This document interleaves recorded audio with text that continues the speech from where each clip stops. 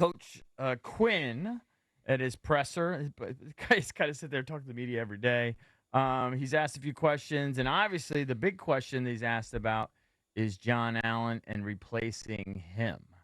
When you lose a guy like that, you drafted Johnny Newton, you have Darren. How do you replace him? What's the plan there? Yeah, for sure. It'll be a multitude of people and roles and how we can feature guys to do that, because John's rare and he's got unique skills and talent. So it's not just plug and play. And the good news, we got a big, deep crew, and we'll feature all of them a little bit differently in finding the ways that we can do that. But, we'll certainly miss John and the strength and the attitude that he brings inside. Here's how I described it. I did that hit yesterday with our guy, Derek Forrest. Mm-hmm. From, what is it, still the CW? Is it still the CW? No, DC Live. DC Live. Okay. Yeah. I think it's DC Live. Yeah. And I told him, listen, he asked me about replacing John Allen. And listen, John has been a stalwart here. You're going to miss his leadership. He had a couple sacks. He's starting to come on. I do think they have some guys. It's not going to get any better. That I could tell you, right? I'm not sure that it'll be a precipitous drop-off, because I do think that, they drafted Newton for a reason. Yeah. Mathis will have an opportunity to shine. And these guys are just eating double teams, and the other guy's got to make the plays. So I think they'll be able to. I think they'll be able to survive. It's not going to get better. You're going to see a steady dose of Chuba Hubbard this upcoming weekend, because look, the Panthers, they don't want Andy Dalton throwing the ball 35, 40 times. They want to try to keep it on the ground and try to churn clock. Now, especially with John Allen gone, I would expect Chuba Hubbard to have a boatload of carries in this game. Well, and for people that don't know, because if you're not a fantasy geek, you have no idea who Chuba Hubbard is. He's third in the NFL, 485 yards rushing. He's averaging 5.6 yards per carry, which is fourth in the NFL. He's had a great year so far. For rushing yards before contact. I'm stealing this from Commander's Wire. And he was kind of an afterthought, because a lot of people thought that as soon as Jonathan Brooks, the guy they picked in the second round out of Texas, was ready to come off the injury list, they'd get him up and going. But Hubbard's been so good. Like, there's been no rush. Why would you rush him along in a lost season, which, there will be a lot of lost seasons for the Carolina Panthers, it looks like. Yeah. Hubbard's been, taking on that full workload and succeeding. They throw to him, too. Right. Yeah, listen, I'm telling you, they're the Panthers, so I do disrespect them. Right. But I do believe this is going to be a challenging game, and it's not as easy as it looked a few weeks ago. It's not, but the Commanders' offense, the floor for them should be 28 to 30 points, because that's what the Panthers give up. I hope so. They just give it up to everybody. 38 last week to the Falcons. They're just. But Dalton's just made defense. them. They might be weak defensively, but I heard that about the Ravens' pass defense, and we didn't particularly exploit it. I mean, we did okay. Right. I mean, McLaurin had a couple touchdowns, and Jaden made the plays, but their offense is a lot more functional. Andy Dalton, in how many games has he played? 3 or 4, I think. He's got 7 touchdowns. Mm-hmm. I mean, he's been a lot more serviceable than Bryce. I expect the Commanders to get back to, all right, we're gonna churn 160, 170 yards on the ground, and just beat them to death that way. And the thing that helps with facing Dalton is, he's not going to move. He's not going to move. Right. That's exactly what's going to bring him. Right, so you can get to him. Mm-hmm. Now, if you don't get to him, he could beat you. Issue is Dorrance Armstrong healthy? What is he looking like heading into the matchup? I think he's going to play. Hopefully he's good to go. Yeah. All right, let's we still have a couple more clips here from DQ. Let's go to the second clip here, Valdez, where he's asked about what's holding Forbes back from getting, being active, being on the field.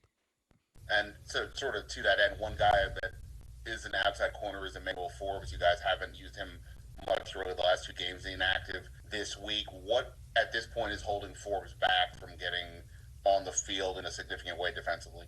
Yeah, and we'll look for that again this week, Ben. Really, honestly, we just wanted to add another defensive lineman up last week.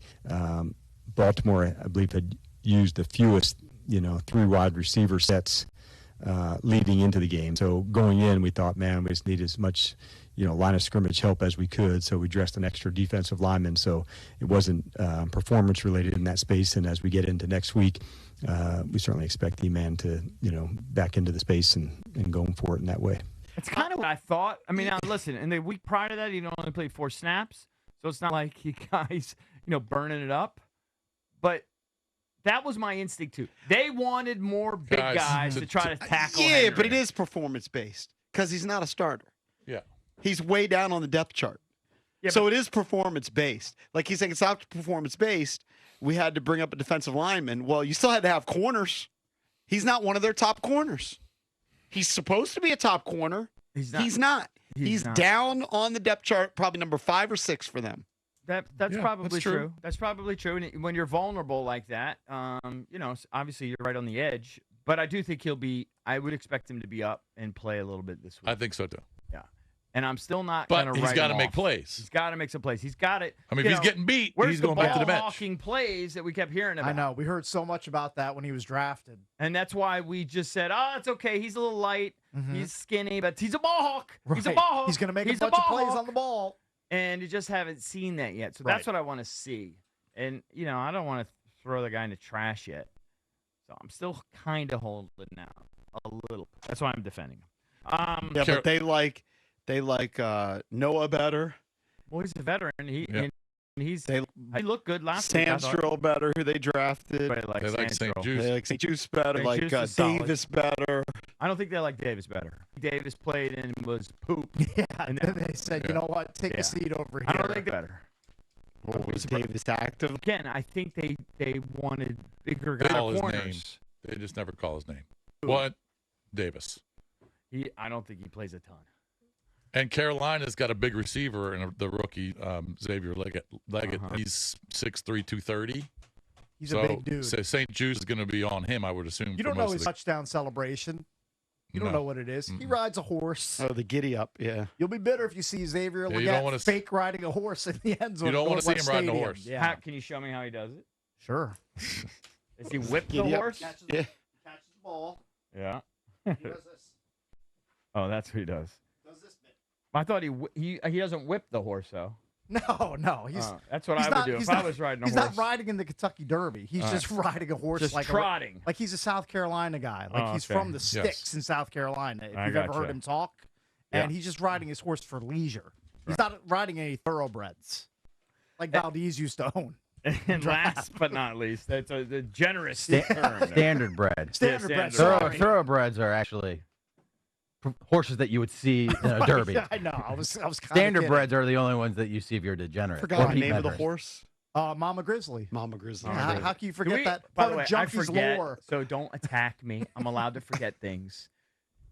Did Mama Grizzly go to the glue factory? Like, I don't know. Do we know Mama Grizzly's fate? We sold him to an Amish person. I know you did that, but do we know since? Like, is there's Mama been no Grizzly follow-up. still with us? So is Mama Grizzly actively pulling like an Amish wagon somewhere in central Probably Pennsylvania? not. It's been so long. It's probably Possibly. dead by now, right? Possibly. No. These horses they live forever. 30 years old.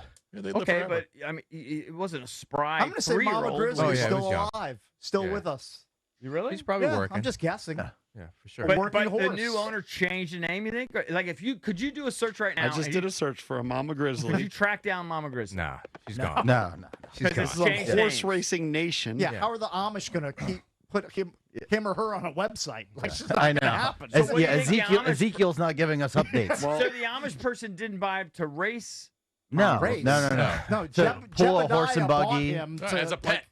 or what to it plow a says. field, Pull a or to buggy. pull He's pulling a buggy. something. Maybe this That's is hilarious. Maybe So I this is probably see them when I go up to Yes. when I go up to New York sometimes, and I see these Amish on the side Yeah, of you the go road. through Amish Dutch country. Yeah. Scream Mama Grizzly, see if the horse turns around and looks at you. Hey, did according to this, Mama Grizzly was a 17-year-old mare and raced in 2011. Okay. Does that That's not when they does that had. timeline work? No. Yeah. Wasn't 17. All right. It's a maybe- different Mama Grizzly. Probably a different Mama Grizzly. Somebody else with a silly horse How name. did you guys spell your mama? Was it M-A-M-A? Yeah, but there's all kinds of horses with the same name. Right, Different, okay. different racing circuits. Believe me, she wasn't 17. Yeah. Pete Medhurst would tell us that would be a good idea to buy a 17-year-old She horse. moved like but she was we didn't do that. 17, but she wasn't 17. Yeah. All right. I'm Did just Pete asking. Medhurst She was think probably you guys 5. were going to get rich? Like he was convinced. No, but he had was to- just their advisor. I mean, Right. He was their Pete's advisor. been in the horse game for a long time. He knew those donks weren't getting rich off of one standard bred. You'd be surprised by our conversation. I think Pete thought that they were going to be swimming in it. Yeah. Pete's a great guy. Great dude. I I miss hear seeing Pete Pete do around here. post games for the Ravens. Oh yeah, no, He he's does. dude. He's a hard worker. He's the hardest working guy, and Ever. he's also super talented. Mm-hmm. A guy can literally call any sport. Totally. And he does that for the Naval Academy. He and does. trust me, I listen to a lot of like college broadcasters and ESPN Plus broadcasters, especially like with lacrosse and volleyball. Mm-hmm. A lot of them are horrific. Right. Like you literally have to turn it off. It's brutal. Yeah, he just sounds like a pro. He's an expert. He's great. And he's just waiting for Johnny Holiday to retire. He just won't retire. No, he's actually waiting for somebody else to retire. I think he's getting a big gig. He actually, I might have some intel on that. Oh, really? I think he's getting a big gig. Ooh, good for him.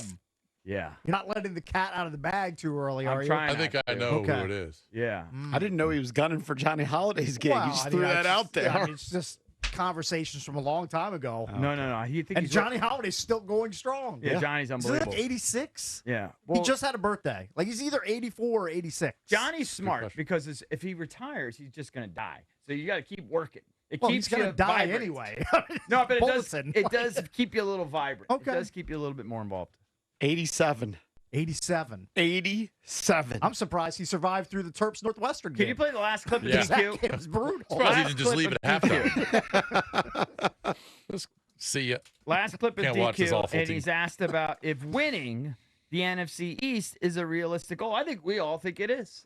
They're in first It's not a place. loss, but if you look at the standings, Washington is atop the NFC East. I wonder if you consider that a realistic goal to win the division, and if it even early in the season is something you put out to the guys as a carrot.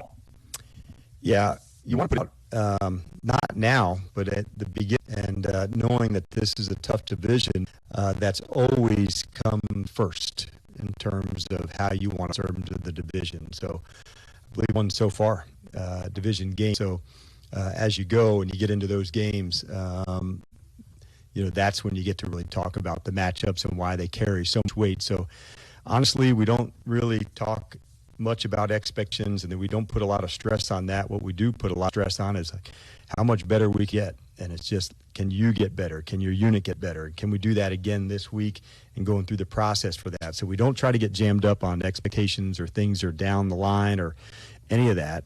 We just try to dig right into this week and say, this is, we're based on improvement. It's like a lifestyle we live here, man. Like, can you get better? Can you dig in further? Can you get to that spot? And so that's kind of the stressor that we go, not on outside expectations. I recognize the question about the division because it is really important to talk about that, but you don't really talk about those until you talk about the division games when you're playing in them. Mm-hmm.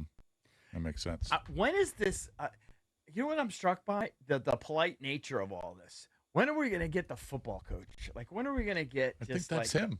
He's just going to be He's a- polite and he's a nice all the time? relentlessly Well, positive to the dude. media, he gets fired up though on the sideline. Yeah, You see no, that. for sure. But I guess I just want.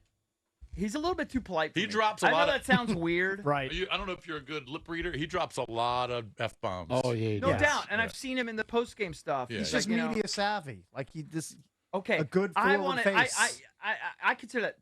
This is trivial, but I consider it fake. Get rid of the fake stuff. Let's just be real. Right. I want my football coach. You need to a be cursor and a screamer. I need a and little bit more raw. fiery. A little bit more raw. He's a little bit too genteel with the question. But we can all agree, better than Ron. Oh, Better not than even Ron close. when he stepped to the podium. Not even close. Way better. Not even So close. we'll take that. Yeah. I think he's just a sincerely nice guy. He's just a good dude. So it's not. I just want him to just be a little Co- bit more. Football-y. Players love him. I know. He gets fired up. I, He's like one of them. I like him. I You just should. want him to be a little bit more. A little more. You mean to the media? Yeah, a little bit. Just a little. I just don't think that's his little bit personality. More ballsy. I don't